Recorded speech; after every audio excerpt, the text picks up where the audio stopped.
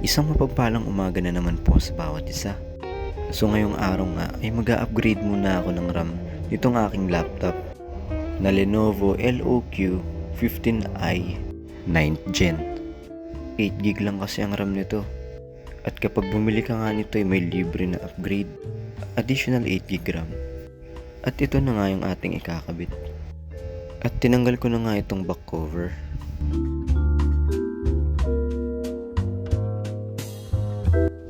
At ito na nga yung free additional na 8GB RAM na ikakabit natin. Sa pagkabit nga pala nito, mas maganda na tanggalin muna rin natin yung battery. Pero pwede rin namang hindi na, pero ang ginawa ko ay tinanggal ko na muna yung battery.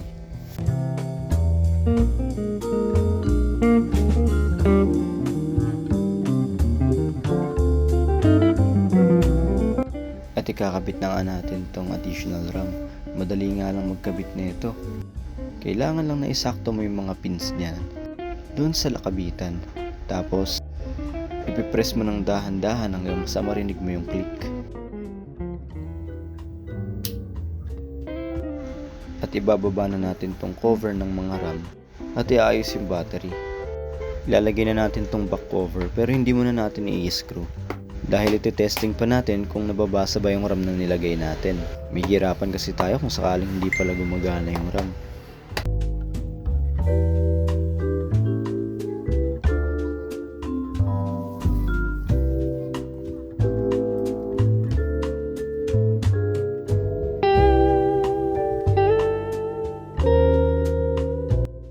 At ito na nga, upgraded na yung ating RAM. 16GB na siya ngayon. Hindi na siya mahihirapan mag-process ng mga apps. So hanggang dito na lamang mga kaibigan. Maraming salamat. Ingat sa lahat and God bless.